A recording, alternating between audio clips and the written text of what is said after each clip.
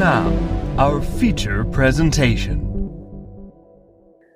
Hello, everybody. Welcome to Focus Testing, a movie about podcast, a podcast about movies where we make a movie. My name is Tristan Miller, and joining me today is Tama Alexander. How are you, Tama? Yeah, I'm good, thank you. How are you doing? I'm doing pretty all right, other than, as I talked before we began recording, getting over lady coronavirus. So, Tama, do you like movies? Yeah, I enjoy movies. I tend to watch them quite a bit just to like fall asleep to and stuff like that. It's a good time. As there, no doubt, everyone who worked very hard to make those films loves to hear. Yeah, they want me to fall asleep at night, just listening to it with a bottle of wine. Yeah, absolutely. I know you're like a big Transformers fan. Do you enjoy those films? I actually really enjoy them, especially like obviously because I grew up watching like the Michael Bay Transformers, which a lot of people don't really enjoy, but I really liked it. And I had a massive crush on Megan Fox as like a 9-year-old kid. It was the best time to be alive. Sure, that absolutely makes sense. Which one do you think is the best out of those films? Oh, I'm gonna have to just say the first one, just because it's got a special place in my heart. Mm-hmm. I gotta say, man of good taste, I must say. That's right. Only the high quality films. Yeah, absolutely. I'm running the numbers on the Transformers films that I've seen, and the first one is my favorite as well. But do you remember the first film you saw in the cinema? Oh, to be honest, I think it was probably the first one that I remember seeing would have been the Simpsons movie. Oh, nice. That was a good time. The person that was babysitting me took me out to go and see it, and for like a kid of my age at the time, it was wildly inappropriate. And so I came home, my parents were a bit shocked, but I had an absolute blast and a half with it. It was so much fun. Have you seen it recently? I haven't watched it recently, no. I probably should, to be honest. Can I tell you, I watched it like a few months ago. It still holds up. It's still very funny. Oh, absolutely. There's so much just dumb stuff in it. Yeah, and that's the thing as well, is like it doesn't have a lot of humor that dates it, and it also doesn't have like a lot of like humor that dates it as in it's like offensive, which is so rare these days. Oh, absolutely. So, props to the people that put together the Simpsons film. And it also goes so hard because they were like, we're done after this. Yeah. And then they were like, this went well enough. We'll keep doing the Simpsons for a little bit. We'll see what we can do. Did you ever have a film? It's still quoted. Yeah, absolutely. One of the best gags is, for me, is, yes, I'm General, and then he looks down. Marriott Suites. It's very fun. Love a little bit. Like very throwaway joke. Do you have a movie that you absolutely hate? To be honest, I don't know if there are any films that I like really hate, just because it's sort of like music. I'm like, oh, everyone likes different things to watch personally, just because I'm not a huge fan of it. Like things like my sister, because having an older sister growing up, she made me watch things like Legally Blonde and Mean Girls. Mm-hmm. And like I enjoy them, but they're not sort of things that I'm super into. Mm-hmm. That makes sense. But you've never been so incensed by a film that you're like, no, I've never sat there seething on watch. No, surprisingly not. Can I tell you, it's more mature than most of the people on Twitter, it seems. Oh my God. Like, oh, don't want to get into that. There's a bunch of Star Wars news that's been giving me a headache. Because people are silly. Okay, so I'm gonna get into some movie trivia questions here. Okay. First question is, what is movie? Movie is in like it's just a motion picture. Yeah. That's how you define a movie? I'd define a movie as just a lot of pictures making a move and making a movie. Okay. All right, making a movie. Great, excellent. Who is more fuckable? Gollum or Schmeagol? We're talking physically the same. We're talking personality. Okay, that's tough. Because Gollum, I feel like, would be very into kinky shit. Like Gollum would not be afraid. We've seen he's not afraid to choke. And and he does know how to work a ring. But then you have Smeagol. But then you have Smeagol, who I feel like would be far more like he'd hold you afterwards. and he'd make sure everything's okay and probably get you Uber Eats. So I'm gonna say probably Smeagol, just for the longevity of the relationship. If it was a one and done, Gollum all the way. Excellent response. What book do you think should never be turned into a film? Oh. No, well, I mean, like all the ones that I think shouldn't be turned into film probably. Oh, actually, probably Mein Kampf. You know what? Solid fucking response. Yeah, I feel like that one could like documentary would hit hard. That was like History Channel prime time. But if you made like a feature film about it, you're done. You just jump like, sure, you might get an Oscar or two, but also like you're never coming back from that. You'll always be, oh, you're the dude that played Hitler, and you're like, yes, thank you, but I've gone on to do all this other stuff. Like, no, you'll always be my Hitler. Not my Hitler. Oh boy. What's your favorite cinema snack? Oh, probably lollies that you've smuggled in yourself just because it tastes better because you've had like the victory. Yeah, absolutely. I remember one time a now defunct friend of mine, I used to work at a cinema, and so we would check the bags coming in, to make sure someone doesn't have a gun, or whatever. And he had smuggled in 2 bottles of wine to go watch Jurassic Park. And I'm like, it sounds like you got your night sorted, my man. That would go so hard. Yeah, it was good. Back when the last Spider-Man film came out, my friends and I went to the cinema and smuggled in some alcohol. And we had the first half of the film was an absolute blast. The second half, we were just asleep, out cold for it. Like, I sort of half awoke and then saw Tobey Maguire and went, no fucking way. And then I was gonna say, because the second half is the fun part of that movie. Yeah, literally. It was that's so funny. Oh yeah, I think smuggling in candy is a very good way of going about it. I remember doing that as a child and going, this isn't allowed. And my mom is like, it's too damn expensive. We're going to go to the dollar store, get a bunch of what they call movie theater candy. And then they literally label it that? Yeah, they do, because it's like those boxes you get at the concession stands. It's like that kind of. Oh, wow. Yeah. Yeah. So it's, Americans are going to grift. I don't know what to tell you. So what movie do you think is the most likable villain? Oh, like immediately I'm sort of drawn to the idea of the Lion King, just because I feel like people feel like Scar has been like, he's this outcast. And a lot of people are like, oh, I feel a little bad for him, but he's also an asshole. Sure. Oh, I don't know. And currently in my head, I'm just thinking Mein Kampf the movie. And I'm just oh boy, I gotta get that out. Gotta get that out. I gotta expel that. You gotta get Russell Crowe in here to exercise that. Oh, absolutely, for sure. He'll have to come in and stop it all. The most likable villain, I'm not sure, because I really like a really evil villain. Mm-hmm. So I enjoy characters like Voldemort and Sauron. Mm-hmm. So there's like no redeeming quality. Yeah, I really like the really evil villains.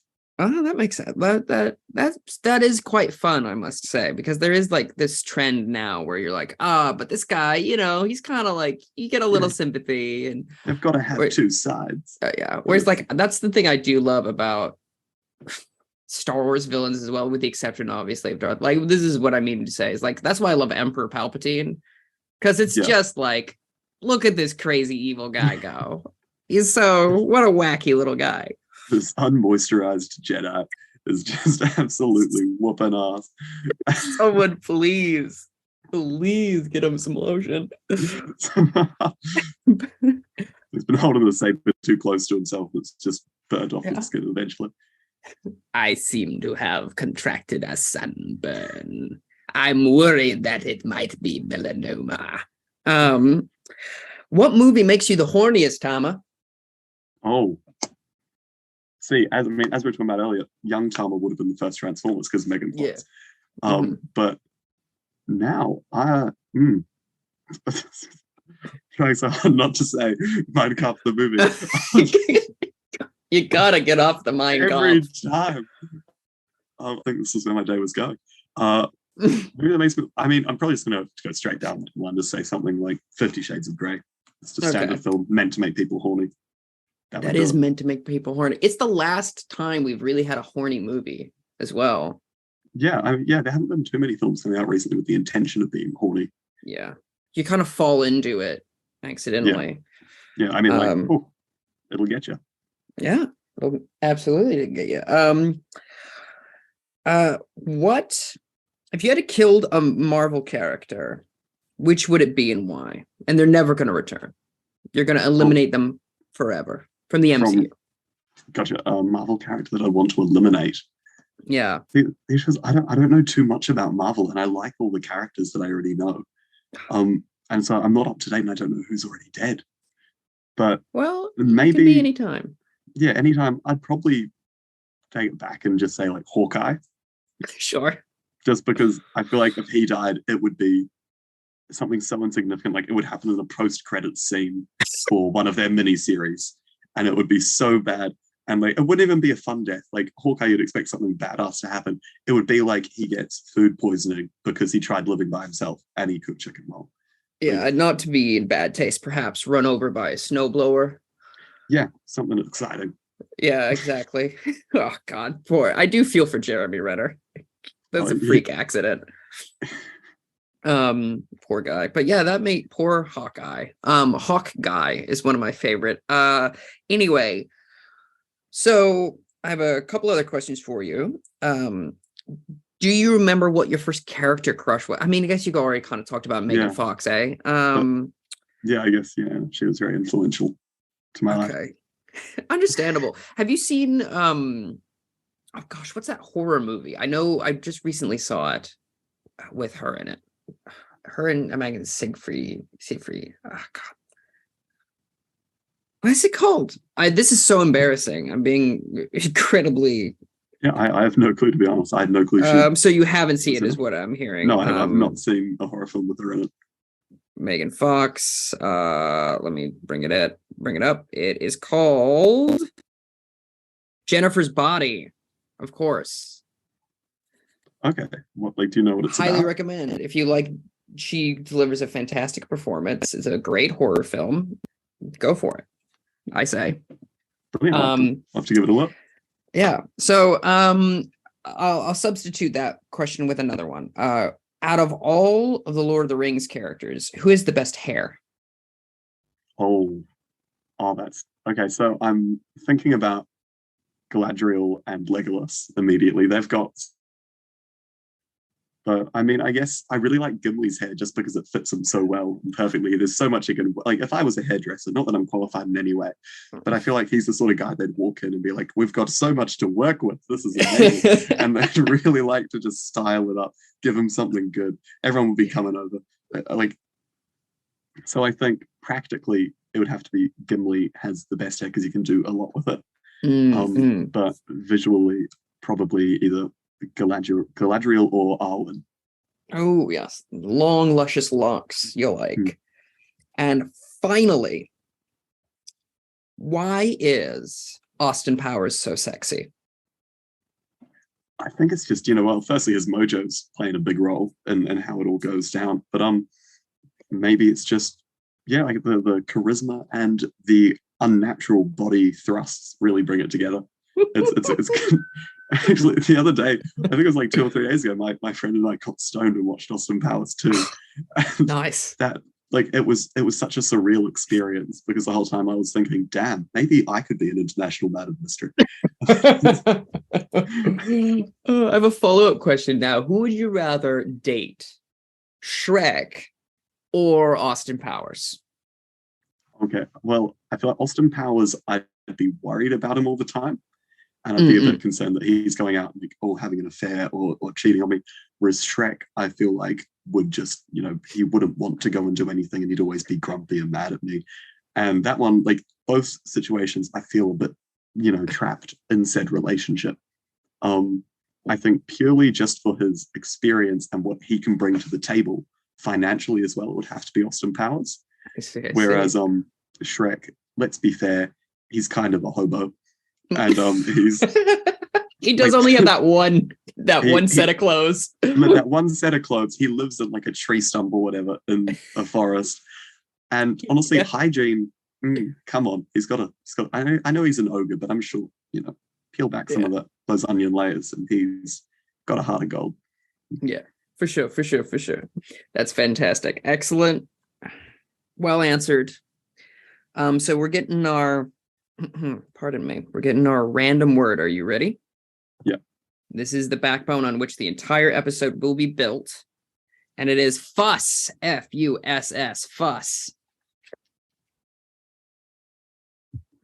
So we want to build a film around the word fuss. Fuss, yes. So it could be something like a biopic about like the world's most powerful Karen. Sure, I like it. The world's most powerful Karen.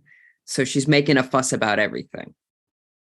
About everything, no matter what. And it can start when she was like a child and she's fussing around over like crayons and like, yanking them out of people's noses, other children's noses, obviously. Building up her Karen abilities until she realizes, she's got something special. I like that a lot. I like it as also like an origin story, and then for the first act, and then we get to the second act and she's just a horrendous, terrible person. She's the worst person in the world. And then of course in the third act she has to start using her powers for good, right? Yes, there's got to be the redemption arc in there. Yeah, a redemption arc of Karen's. Okay, so I like she that. She turns from a Karen into a Beverly, where she like transitions into one night. Good. Like one night she eats a whole load of food, and the next morning, like, re-emerges as a Beverly. Like a chrysalis forms around her. Yeah, I like that a lot. She goes down to the courthouse, has her name legally changed to Beverly. Yeah. And I think that's very funny, very good. I think having a couple of sequences at the beginning of like seeing like again her being a tattletale, right? Yes, yeah. Being a tattletale is very fun. I think we should also, I think the term Karen is very funny and very good. But if we started calling grown women tattletales, I think it would be funner. I feel like that would work a lot stronger. Yeah. Yeah, I think no one likes a snitch. Famously, they get stitches, Yeah, that's true. I think that the slug on the poster could be Karen's get stitches, which I think a fun subversion. So I think we probably need like 3 or 4 sequences of like her tattling on other kids. And I feel like one, you said, pulling out crayons and going, that's not good. I like that one. I think her tattling on another kid that was bullying another kid would be good, but bullying for like a good reason. Like this kid was like, hey, basically tattling on another person that's tattling. Yes, yeah. Or the whole, if you tell on me, I'm going to tell on you situation. Yeah, absolutely. But it's got to be about something that like is actually good. It's like, oh, this kid is like, hey, this other kid is running with scissors. And then she's like, hey, this kid's, he's running an attitude. Yeah, he's running an attitude. And then in the background, you just see a kid fall with the scissors, and then it jump cuts to like an ambulance. The kid just goes out, ambulance goes off, and then she could be standing there going, and the taxpayers paid for that. I like that quite well.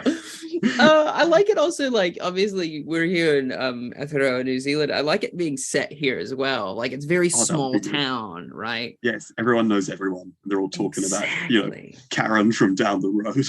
Exactly. So I think we got 2 scenarios. What's another scenario of her tattling as a child, do you think? She could bring something to school or whatever, like a ball, and some other people, she could see people playing with it and having fun. Mm-hmm. And then she just like tell them for using her belongings and like tell the teacher just, they're being horrendous. Mm-hmm, mm-hmm, mm-hmm. I think if you wanted to make it topical, you could have her tattling on a kid for not wearing like a mask during when that was going on. I think that's kind of funny as a concept, and then for her to be like, teacher, this person's not wearing a mask, and then it to like cut to her not wearing one. Yeah, because she's just got like two massive bits of snot just dribbling down the front. Yeah. Absolutely. She's like, well, it's in front of my personal freedom. So yeah, and she goes, I've got an exemption actually. And it's just some terribly written thing with like the E's are backwards. Some mask exemption. I like that. That's very good. And what's our fifth and final one, do you think? Oh, well, I'm trying to think about like all the stuff that would go on at primary school that we get kids like to tell on each other. Someone could, sit at her desk. Mm-hmm. But no, you look like you had an idea. Oh, well, kissing. There's got to be kissing. Oh, that's true. It's like, hey, I saw these two kids getting horny in the back of the school. It could be a kid that she had a crush on and another girl. And so she tells on the girl and then like tries to comfort the guy. Diabolical. Relationship drama in primary schools. That stuff. Wow, that was crazy. Yeah, absolutely. I like that a lot, actually. That's very good. And then I feel like that's the last one. And then we jump to her as an adult. Yeah. And she's getting divorced from that guy. Yes. But it was her idea that she's gaslighting him into thinking that like into thinking he's like the problem and that he's like needs to make the decision. And it's always like, if you want to leave me, you can leave me. Like I don't mind if you want to leave me. Like, hey, stop looking like you want to leave me. What is? Yeah, I'd like that could be good. I think that's very good. I think that's very funny as well. Because like, I mean, I think in a way it's feminist to make a movie about just a terrible woman. I mean, Todd Field made Tar and now we're making Karen. You gotta Karen with the little chick mark over the A, like Tar. Karen. But I like that a lot. I think she's like gaslighting him into doing it because I think she's got to have someone else in her life, right? That she's trying to get with. Oh, for sure. She's like, yeah, she's got to have something to do with her free time and she's not yelling at minimum wage workers. Okay, so I like this idea of like she gets divorced, she's moved on to this new person, and then they become like a power couple of like being just awful, right? Oh, that's a great idea. And I think the change of heart comes at the end of Act 2 when he like dies somehow. Oh yeah, and he could die because she used her Karen powers for evil, and that indirectly killed him. Exactly. So what did she do that led to his death, do you think? Well, do we want him to have like a particularly gruesome, like grisly death, like Final Destination level death? I think so. I think it's gotta be, right? I'd also quite like this film to be one of the ones where every now and again it flashes up in the bottom corner, please put on your 3D glasses now. Because I like the idea of the sort of people putting them on. Then she could be sitting in the cinema telling people, put your fucking glasses on. She's like elbow deep in a bucket of popcorn. It's very good. Okay. So he has to die somehow by her being like, oh, okay. I think maybe, do you think she's like, okay, this person, they're being very racist, and that's not good. I want to say that. Yeah. So people don't get it misconstrued. Don't take this out of context. Yeah, absolutely. And they're like, get this, because it's set in New Zealand, and finally a singular black person shows up in this tiny, tiny town. And they're like, you got to get out of here. We don't want to get mugged or whatever. And he's like, I'm on a working holiday visa. I am literally a student. I am taking some time off. I'm working at a farm. And she's like, okay, cool, whatever. And she's like, okay, honey, you got to like film me confronting this person. And then like a bus comes by because he's on his phone and he doesn't see it, just like smacks him and he's dead. Yes, yeah, I quite like that. And like in his last words, like as people are running up to him, this is like body's all crumpled and slowly fading away. He just says, "Don't let him steal my wallet." Just to really drive home that he's this horrifically racist, horrible man. Absolutely. So you don't feel bad that he's gone. You can't feel bad. They could take over his shirt to like try to bring him back to life, and instead of "do not resuscitate" as a tattoo, it's "don't let him steal my wallet." And then they look on his IDs and it goes, it doesn't even donate his organs. What a bastard. What an asshole. This is terrible. Oh, so then I like that a lot. And then, so she's got to be at the funeral, right? Yeah. And has a road to Damascus moment where she's like, okay, I gotta stop. I gotta start using my tattletale abilities for good. Yeah. And I don't want to go to like a vigilante justice place because that seems like a bit fraught. I feel like, if Beverly walks around saying, I am justice or I am vengeance. Yeah. Like, no. Like, just Beverly. So she needs to sort of, maybe it's just she changes just the way it is, and the film, like throughout before then, can have like a wee like dark blue filter on it, and after that there's like a yellow happy outlook on life, and she's walking around, and as it because I'm happy, and she's going off having a blast. Oh yeah, I think that's good. I think that's solid. I think as well we should see her trying to like undo, like she's volunteering places. Yes. She because what about this? Her husband has died and left her a lot of money. And so she's setting up like foundations and charity work and that sort of thing. And then I think the end has to be she says something stupid, right? And then there's a Karen on her case. Oh, yes. And then the cycle continues. Yeah, the cycle continues. And she's like, no, you don't understand. I've learned so much from that. And she's like, it doesn't matter. You're being terrible. At the end, it can like have like a teased sequel where it says like Karen Cop in cinemas next spring. And it's just Beverly going around stopping Karens. Karen will return in Karen Cop. Yeah. I like it. Who do you think should be our Karen? Gotta be a white lady. Oh, it's got, yeah, for sure. It's got to be an actor that people, I feel like it's got to be an actor people love to hate. Ooh. Amy Schumer. Oh, God. Okay, I would say like she wouldn't agree to it at all.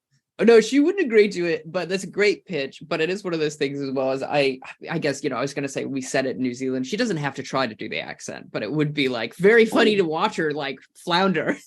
I would like, she tries to do it. And then when people like in the film say, I don't understand you, she goes, well, that's because you're not from my country. And she gets all like racist on.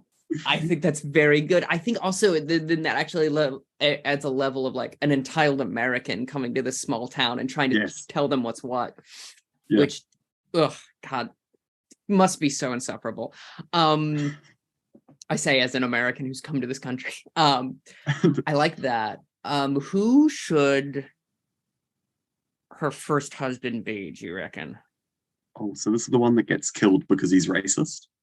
No, this is the first one that she like leaves. Oh, the one that she divorces, Yeah, she divorces. She gaslights him, I should say.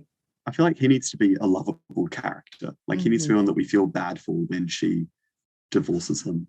Yeah, I feel like my inclination would be to put like Jermaine Clement or Rhys Darby in there. He's like kind of like a national treasure. Yeah, like a really loved actor like Brett McKenzie sort of thing. Yeah, where it's like, and also like I feel like Rhys might be a bit too full on for it because like he's kind of got a kind of crazy energy. Yeah. Whereas like Brett's great because it is like he would be so forlorn. He's like this nice, gentle man, and like, why are you being so mean to our boy? You picture him just sitting there taking it as she's going off and just going, Arr! Yeah, whatever you say. Their lawyer I guess I am Peter Jackson. Like I like this idea of him going, I guess I do want to leave you now that you put it that way. Oh. maybe this should stop. And then she can go off at him and that being like, what, you're leaving me for real? Yeah, I think she gets upset by that. Yeah, that's very funny. I think then that also makes a great opportunity for him to write I'm Leaving You song and play it on the piano for a nice little sequence. So we make the song a musical? I don't think it's all a musical. I think it would be just like a nice little way to try and get a best original song Oscar, Yeah. I mean, it's basically going to be given to us at this point. I mean, let's be honest. Absolutely. I mean, I think a really nice piano piece as it like shows him walking home in the rain, stepping in puddles. Absolutely. I like that a lot. And then now who do we want the horrendously racist husband to be? Oh, well, I mean, it's got to be someone who's got like a history of being able to play characters that are quite diabolical and like could be quite racist. So I'm almost thinking like Leonardo DiCaprio from Django Unchained, that style. Sure. But, Yeah, I like but that. So someone who's just like okay saying the N-word is what you're saying. Like awful. I'm not. Whoa. Whoa. Let's just take a step back. But yeah, pretty. But yeah, absolutely. I like pretty that. much. We I will want say, a racist character. Find someone who's done it before. yeah. The other person that comes to mind is Sam Rockwell, who played a bunch of racists right in a row, if you recall. But he did say, "I'm done doing that," so maybe not. Like, but I like Leo DiCaprio. I also like this idea that Leo DiCaprio plays this guy who's in this movie for like maybe 20 minutes. Yeah, and then just gets killed off horrifically. Yeah, which I think is very funny because, like, if you don't know that going in, you're like, oh, this is going to be such a funny, weird thing with Amy Schumer and Leonardo DiCaprio. And Leo's doing just a terrible Kiwi accent because we know he can't do a South African accent and like that whole Colonies accent to say is live. Man, I don't know if you can hear it. It's absolutely pouring buckets outside now. Briefly distracted, but I like that idea of getting a very famous person who just dies immediately. It's straight away. Like one of those silly cameo films where like every actor is a huge star. I like that a lot. Who do you think we should get to direct it? Oh, that's interesting. I don't know. I feel like it needs to be a fun sort of film. And so immediately I'm thinking someone like Adam Sandler could put a good fun spin on that. Has he ever directed a movie? I don't know, but I just feel like he's the sort of guy who would maybe this is the first one. A project like this. Let's get him in the call. Absolutely. I'm gonna put in Adam Sandler directed movies and see what comes up, if anything.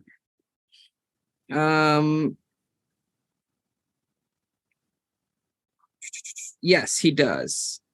He has. So yeah, get him in. Get the Sandman in. Yeah, I mean, hey, again, it's an Oscar just sitting there on the table. He's just got to reach out and grab it. I like that idea. I mean, like, I feel like we gotta put him as a cameo as well, right? Like, yes, of course. Like going off on someone, and he's like, shh, you can't say that. Oh man, you cannot say that. And she just like throws a cup of like oat milk at him and just tells him to go. Go screw. Yeah, I like this idea of like him playing like a doctor or a lawyer, like a very like small part. You know, that's good. I think we have a winner here. I think we're onto something big.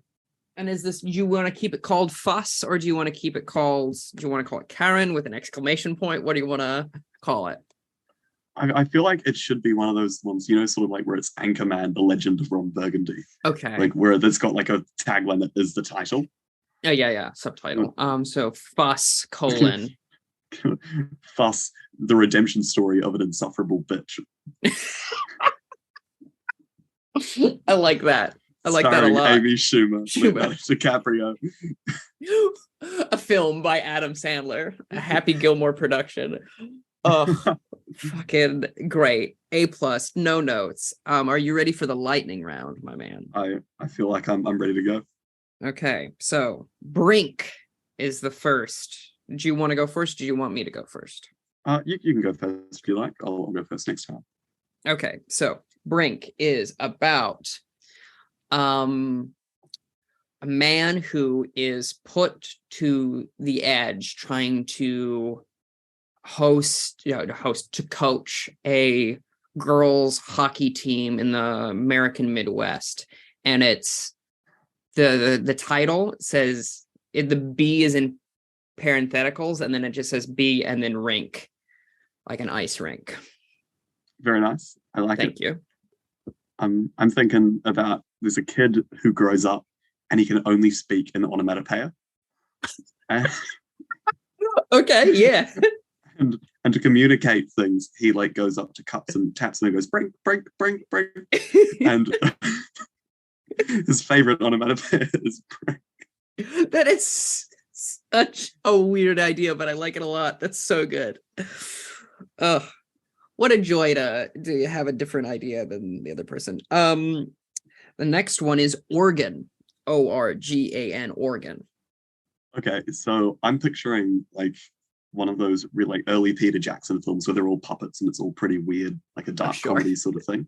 And it's about a guy who works at a church who plays the organ, but the organ is made out of organs. And so it's like a subtle horror film sort of thingy there. But he's like, why won't anyone sign my record label? And then he plays like this horrific shit song on the intestine organ. And it's just not going to go well. Oh, that's very good.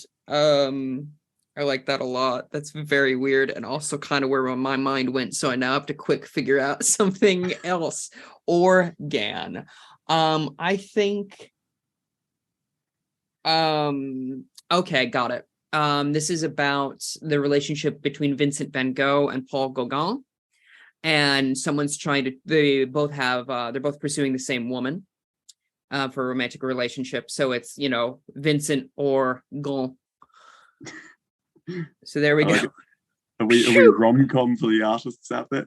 Yep, absolutely. All right, we got another one, which is perforate, like perforated edges. Oh, I cannot read to save my life. Perforate is about the man that invented the 3-ring binder, the notebook, the spiral notebook. Yeah. It's about that guy and how his it's a mock doc, my favorite genre, mockumentary, about like, this guy and like his wife leaves him, then comes back, and there's all these like heightened drama points. But ironically, in the end, he dies because of an infection with a paper cut. Good stuff. I like it. I feel like it's a good way to go. Mm-hmm. I think perforate. There's a guy, and it's like an underdog story of he always goes to a carnival, and there's this one stall that he really likes, and he keeps trying to do it, and you win various amounts of money. So like if you make a cow noise, like if you moo, you get $1. If you bark, you get $2. And he keeps trying. He's not good at the animal sounds, and all the way the top one is you have to purr for 8. And I very good. A+. No notes. It's the arc of him like he buys 7 cats to learn how to purr properly, because the man's always like, your purring isn't good enough, buddy. That's very funny. That's so silly. Okay, we got qualify.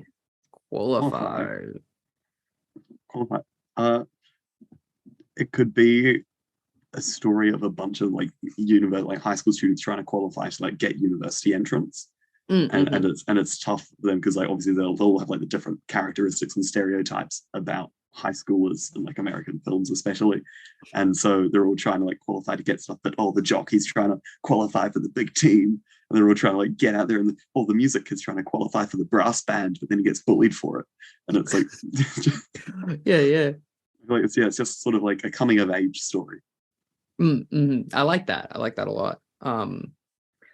I think that mine is about someone who is a group of people who are uncertain about this new company that makes some sort of AI stuff, and it's called Qual. There's like some acronym, and so it's Qual iffy. No one really trusts it. It's a bit dodgy. It was a bit dodgy, yeah, absolutely. I love dodgy. All right. All right. Let's do one more, and that's Vision. So immediately I'm thinking we could do a film about a blind person. Mm-hmm. But the thing is, growing up, no one ever told him that blind people were blind. He just thought that everyone was blind. Huh. And it can be sort of like a wholesome story about how he lives his whole life believing that no one can see. And then one day he gets like the operation and he can see again. And, he like divorces his wife because she's ugly. And he, I was gonna say, he gets and he just starts screaming. He's just like, this is disgusting. He's like going around. He's like, kicking kids because he doesn't know what they are. And from he doesn't know they can see him because he still thinks they're all blind. So, but yeah, That's it can sort of, he funny. becomes a villain. And yeah. What would normally be so wholesome is just that's very funny. I like that a lot. For Vision, for me, it's about a person that keeps doing psychedelics and thinks they're on a mission from God. And it turns out they are right. And the world is ending. And they're the only person that can stop it. But no one believes them because they do ayahuasca or whatever. Yeah, like a Total Recall style thing where it's like you're not sure what's real and like what's not. Until I haven't seen Total Recall. Oh, highly recommend it. Great time. Yeah. Okay. Noted. I've been recommended it a few times and I do need to get to it. So that's the show. What do you want people who listen to this show to know about you? That I personally do not support the idea of making Mein Kampf into a feature film. That's probably the number one takeaway that I want people to remember from this was, yes, I said it a lot, but no, I don't mean it. Very good. Excellent. But thank you so much for doing this. This was actually absolutely, I said actually, I meant to say absolutely wonderful. Because saying this was actually wonderful is so rude to do. It's like, well, I actually enjoyed myself. That was crazy. Yeah, absolutely. But yeah, no, this was absolutely so much fun. Thank you so much for doing it. Oh, thank you so much for having me on. I was stoked to be asked to come and join you.